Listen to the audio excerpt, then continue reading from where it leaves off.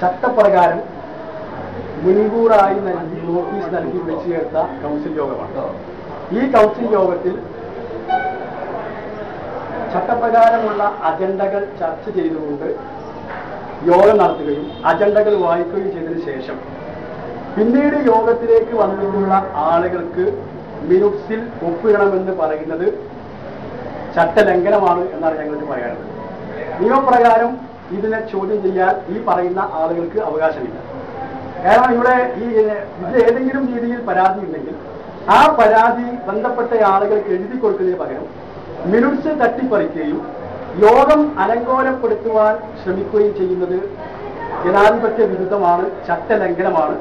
യോഗത്തിനകത്ത് ഇരുന്നിട്ടുള്ള ആളുകൾ attendance register പരിശോധിച്ചാൽ അറിയാൻ പറ്റും. അതിനകത്ത് ഭൂരിപക്ഷം ആളുകൾ ഒപ്പിട്ടിട്ടുണ്ട്.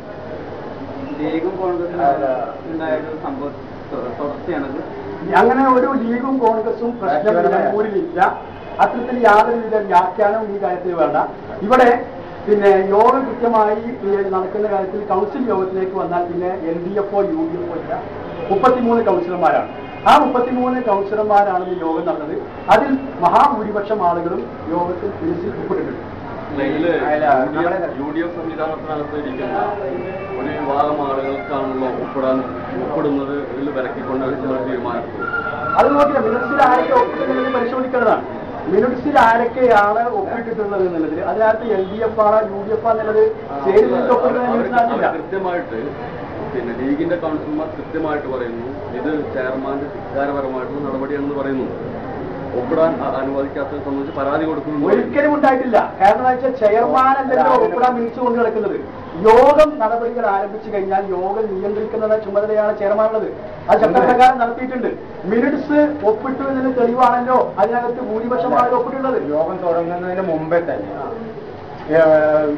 അവിടെ കൂടിയ യോഗ ഹാളിലെ കൗൺസിൽ ഹാളിലേക്ക് കൂടിയ മുഴുവൻ ആളുകൾ മിനിറ്റ്സ് ഒപ്പിടും. സാധാരണ അതേപോലെ തന്നെ ഈ ദിവസവും ഇന്നും വന്ന കൗൺസിലർമാർ അവിടെ അറ്റൻഡൻസ് രജിസ്റ്ററിൽ ഒപ്പിട്ടിട്ടുണ്ട്.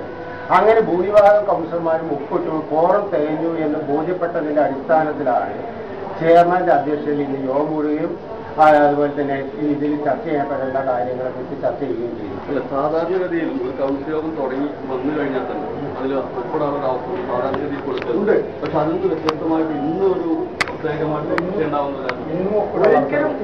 ഒരിക്കലും അങ്ങനെ ഉണ്ടായിട്ടില്ല. ആരാണ് പറഞ്ഞത്? മിനിറ്റ്സിനകത്ത് നിങ്ങൾ മിനിറ്റ്സ് പരിശോധിച്ചാൽ അറിയാം.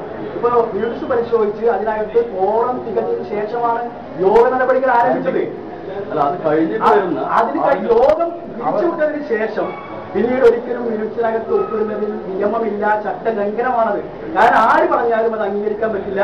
ഈ യോഗം ചെയർമാൻ യോഗം പിരിച്ചുവിട്ട് കഴിഞ്ഞാൽ ഈ പറയുന്ന മിനിറ്റ്സ് ഉൾപ്പെടെയുള്ള രേഖകളുടെ കസ്റ്റോഡിയൻ എന്ന് പറയുന്നത് സെക്രട്ടറിയാണ്. അപ്പൊ സെക്രട്ടറിയിൽ നിക്ഷിപ്തമാണ് ആ നിയമം. ആ സെക്രട്ടറിയാണ് അതിന്റെ സൂക്ഷിക്കേണ്ടത്, അതിന്റെ കസ്റ്റോഡിയൻ. അപ്പൊ സെക്രട്ടറിയുടെ കയ്യിൽ നിന്ന് യോഗം കഴിഞ്ഞതിന് ശേഷം മിനിറ്റ്സ് തട്ടിപ്പറിക്കുന്ന രീതിയിലാണ് ഇവിടെ യോഗം. അത് നിയമവിരുദ്ധമാണ്, ചട്ടലംഘനമാണ് എന്നാണ് ഞങ്ങൾക്ക് പറയാനുള്ളത്. പോലീസിന്റെ